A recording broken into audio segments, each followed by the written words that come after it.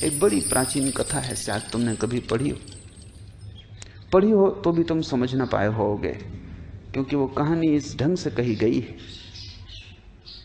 तो उसे अज्ञानी पढ़ें तो मनोरंजन समझें, ज्ञानी पढ़ें तो जीवन का परम रहस्य बन जाए। तुमने बैताल पच्चीसी का नाम सुना होगा। तुम कभी सोच भी नहीं सकते कि वो भी कोई ज्ञानियों की बात हो सकती है, बैताल पच्चीसी। पर इस देश ने बड़े अनूठे प्रयोग किए हैं। इस देश ने ऐसी किताबें लिखी हैं जिनको बहुत तलों पर पढ़ा जा सकता है, जिनमें परत दर परत अलग अलग अर्थ हैं, जिनमें एक साथ 2, 3, 4 और 5 अर्थ दौड़ते रहते हैं, जैसे एक साथ 5 रास्ते चल रहे हों, पैरेलल, समानांतर। तो जिसकी जो सुविधा हो, एक छोटा बच्चा भी बैताल पच्चीसी पढ़ के प्रसन्न होगा और परम ज्ञानी भी पढ़ के प्रसन्न होगा। खोजी को मार्ग मिल जाएगा, पहुंचे हुए को मंजिल की प्रतिभिज्ञा होगी। जो नहीं खोजी, नहीं पहुंचा हुआ है, उसके लिए सिर्फ चित्त का मनोरंजन होगा, वो भी क्या कम है, थोड़ी देर को मन बहलाव हो जाएगा। बैताल पच्चीसी की पहली कथा है। 2500 कथाएं बड़ी अद्भुत हैं, लेकिन पहली तुमसे कहता हूं। पहली कथा है कि सम्राट विक्रमादित्य के दरबार में एक फकीर आया। सुबह का वक्त था। रिवाज के अनुसार लोग सम्राट को भेंट चढ़ाने सुबह सुबह आते थे। उस फकीर ने भी एक जंगली सा दिखाई पड़ने वाला फल सम्राट को भेंट किया। सम्राट थोड़ा मुस्कुराया भी। इस फल को भेंट करने के लिए इतने दूर आने की जरूरत भी क्या थी, लेकिन फकीर है, फकीर के पास कुछ और हो भी नहीं सकता, तो उसने स्वीकार कर लिया।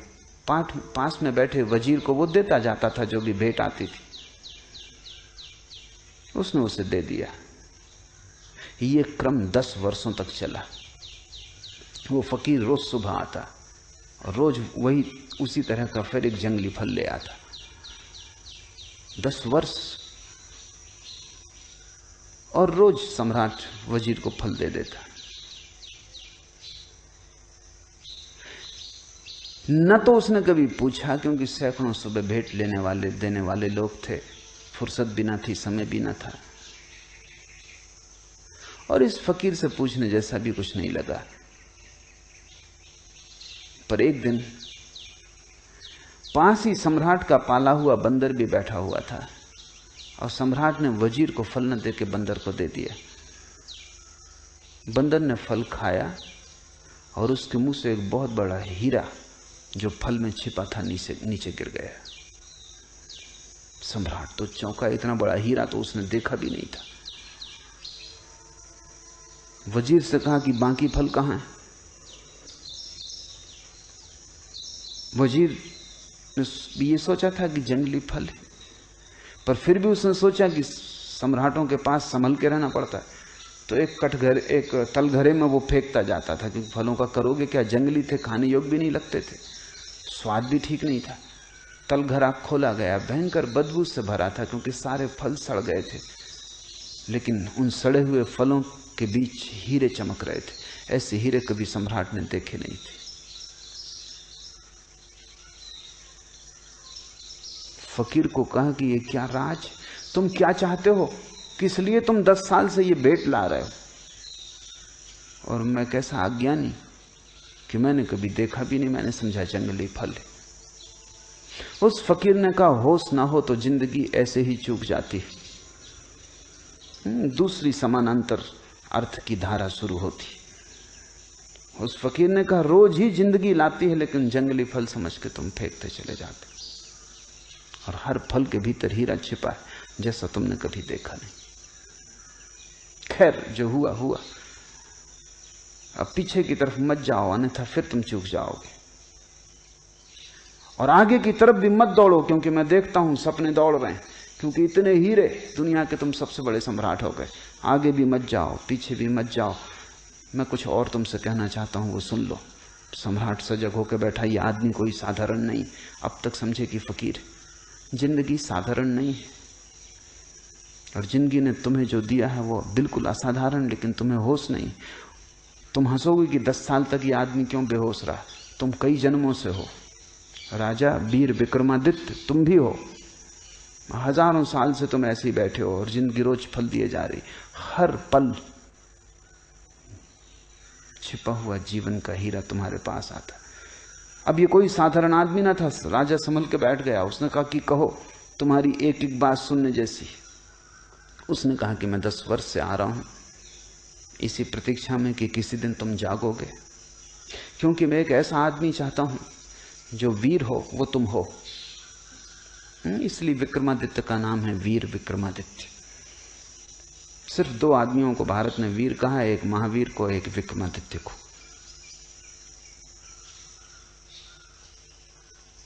निश्चित तुम वीर हो, इसमें कोई शक शुबा नहीं, लेकिन काफी नहीं है वीर होना।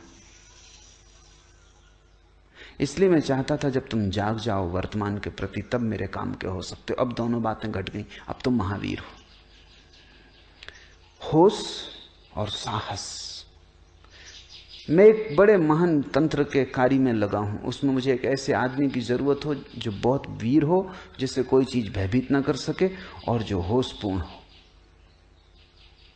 अगर तुम तैयार हो तो आज अमावस की रात है, तुम सांझ मरघट पे पहुंच जाओ, मैं तुम्हें वहीं मिलूंगा। वो फकीर तो चला गया। सम्राट ने कई बार सोचा भी कि इस झंझट में पड़ना कि नहीं, लेकिन फिर ये तो कायरता होगी। और ये आदमी ऐसा है कि इसके साथ थोड़े दूर जाने जैसा है। पता नहीं, जैसे हम जंगली फल को फेंकते रहे, पता नहीं मरघट में कौन से स्वर्ग का या मोक्ष का द्वार खुल जाए। तो समझा बुझा के डर भी लगता था। बहादुर से बहादुर आदमी भी डरता है। तुम ये मत सोचना कि सिर्फ कायर डरते हैं, डरते तो बहादुर भी हैं। फर्क क्या है बहादुर और कायर में? बहादुर डरता है तो भी करता है, कायर डरता है भाग खड़ा होता है। डरते दोनों ही हैं। डरने के संबंध में कोई फर्क नहीं, क्योंकि जो डरे ही नहीं वो तो बहादुर भी क्या उसको कहना। वो तो लोहे लकड़ी का पत्थर का बना हुआ आदमी है, वो बहादुर भी नहीं है जो डरे ही ना। डर तो स्वाभाविक है, लेकिन बहादुर डर को किनारे पर रख देता और घुस जाता है, और भयभीत डर को सिर पर रख लेता, भाग खड़ा होता है। खैर आधी रात विक्रमादित्य पहुंच गया मरघट पर। बड़ा डर लगता था, बड़ी भयंकर रात थी, और साधारण रात नहीं मालूम होती थी। कभी मरघट आया भी नहीं था, महलों में ही सदा रहा था। मरघट सिर्फ शब्द ही था। तुम भी कभी रात अमावस की आधी रात मरघट जाओ, तब तुम्हें शब्द का अर्थ पता चलेगा। शब्दकोश में इसका अर्थ नहीं लिखा है। मरघट एक बड़ी अनूठी घटना है। चारों तरफ रहस्य, भय, खतरा, भूत प्रेत, चीख पुकार, और वो तांत्रिक फकीर अपना मंडल रच के बैठा है, नग्न, खोपड़ियां, एक जिंदा लाश को काट रहा है। उसने सब इंतजाम अपना कर रखा है जो उसे करना है। सम्राट से उसने कहा, आ गए ठीक। यहां से थोड़ी दूर, वो दूर दिखाई पड़ने वाला जो वृक्ष है, वहां एक लाश लटकी हुई। तुम्हें उस लाश को वृक्ष से उतार के ले आना है, लेकिन ध्यान रखना, सजग रहना और शांत रहना, क्योंकि जरा चूके कि ये कृपाण की धार पे चलना है, जरा चूके कि गए, फिर मैं भी सहायता न कर सकूंगा। धड़कती छाती से विक्रमादित्य उस वृक्ष के पास पहुंचा।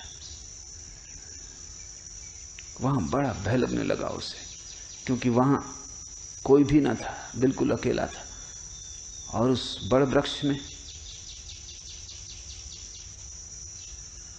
लाशें लटकी हुई थी, एक नहीं 25। बड़ी बदबू आ रही थी। किसी तरह नाक को अवरुद्ध करके वृक्ष पर चढ़ा। हाथ पैर कप रहे थे, वृक्ष पर चढ़ना मुश्किल था। किसी तरह उस लाश की डोरी काटी। वो लाश जमीन पे धम से नीचे गिरी। न केवल गिरी, खिलखिला के हंसी। विक्रमादित्य के प्राण छूट गए होंगे। सोचा था मुर्दा है तो जिंदा मालूम होता है, और जिंदा भी अजीब हालत में है। घबराया हुआ नीचे आया, और उससे पूछा, क्यों हंसे, क्या मामला है? बस इतना कहना था कि लाश उड़ी, वापस जाके वृक्ष से लटक गई। और लाश ने कहा कि शांत होना तो ही तुम मुझे उस फकीर तक ले जा सकोगे। तुम बोले, चुप गए। दोबारा लाश को काट के नीचे लाया। बड़ा मुश्किल था चुप रहना, क्योंकि जब आदमी को भय लगता है तब वो कुछ बोलना चाहता, बोलने से भी थोड़ी राहत मिलती। गीत गुनगुनाने लगता है, थोड़ी हिम्मत बढ़ती, मंत्र पढ़ने लगता है, राम राम जपने लगता है, कोई सहारा चाहिए। अब बोलना भी नहीं, शांत भी रहना, भयंकर सन्नाटा और चारों तरफ मौत। शायद आदमी इसीलिए अतीत की सोचता है, भविष्य की सोचता है, क्योंकि डरता है। वर्तमान के क्षण में जीवन भी है और मौत भी, दोनों।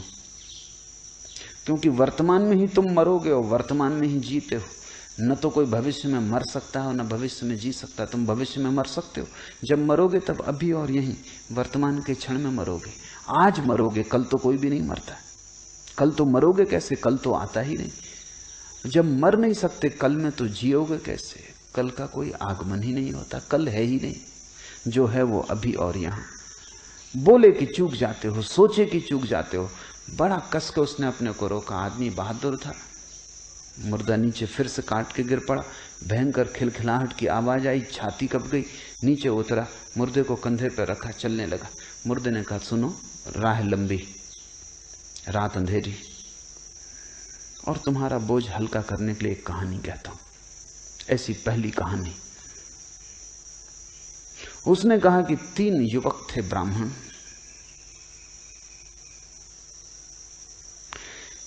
ये विक्रमादित्य सुनना भी नहीं चाहता था, पढ़ना भी नहीं चाहता था चक्कर में, क्योंकि जब तुम सुनो तो पता नहीं बीच में बोल उठो या कुछ हो जाए, या कम से कम सुनने में लग जाओ और जो तुमने संभाल रखा है अपने को वो चूक जाए। क्षण में चूक सकती है बात।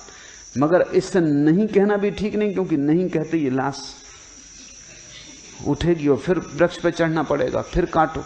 तो वो चुप ही रहा और वो मुर्दा कहानी कहने लगा। उसने कहा, एक गुरु के आश्रम में 3 युवक थे। तीनों ही गुरु की लड़की के प्रेम में पड़ गए। कहानी में रस आने लगा। प्रेम की कहानी में किसको रस नहीं आता? विक्रमादित्य थोड़ा बेहोश होने लगा। संभाल रहा है, लेकिन उत्सुकता जग गई, जिज्ञासा की, फिर क्या हुआ? तीनों एक से थे, योग्य थे, अप्रतिम थे, प्रतिभाशाली थे। गुरु मुश्किल में था कि किसको चुने। युवती भी मुश्किल में थी कि किसको चुने। कोई उपाय न देखकर युवती ने आत्महत्या कर ली।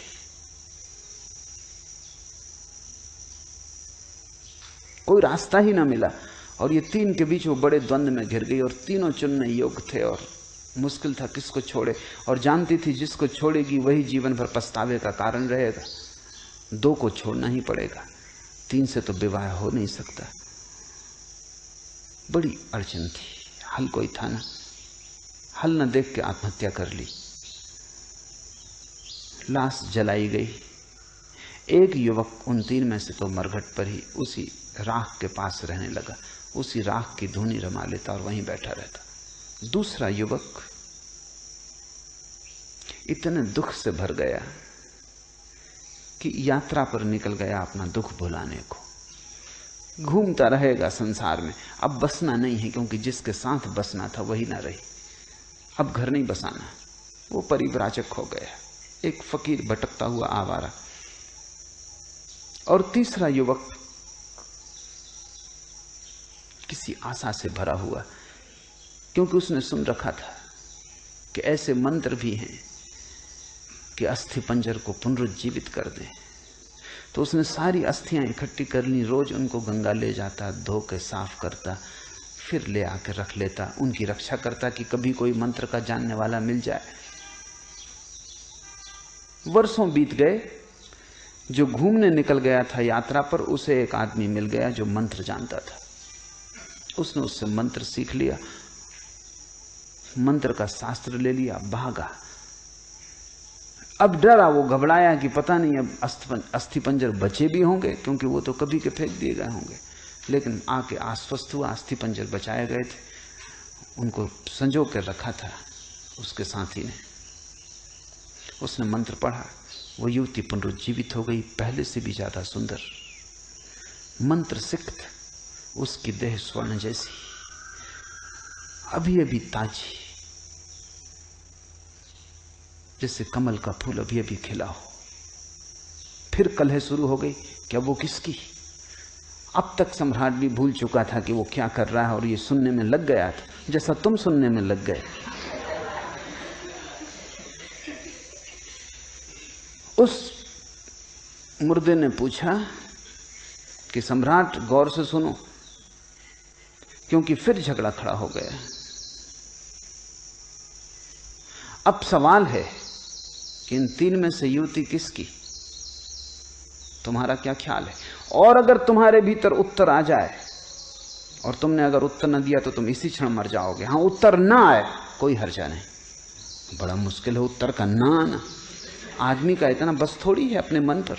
कोई बुद्ध पुरुष हो तो ना आए, ठीक है, सुन लिया प्रश्न, उत्तर ना आया, कोई हर्जा नहीं। विक्रमादित्य बड़ी मुश्किल में पड़ा। उत्तर तो आ रहा है, बुद्धिमान आदमी था, तर्कनिष्ठ था, समझदार था, शास्त्र पढ़े थे, तर्क साफ था। अब वो बड़ी मुश्किल में पड़ गया। उसने कहा कि बोल, अगर उत्तर आ रहा है तो बोल, अन्यथा इसी वक्त मर जाए। तो उसने कहा उत्तर तो आ रहा है, इसलिए बोलना ही पड़ेगा। उत्तर मुझे ये आ रहा है कि जिसने मंत्र पढ़ के युवती को जगाया वो तो पिता तुल्य है, उसने जन्म दिया, इसलिए वो विवाह नहीं कर सकता, वो तो कट गया।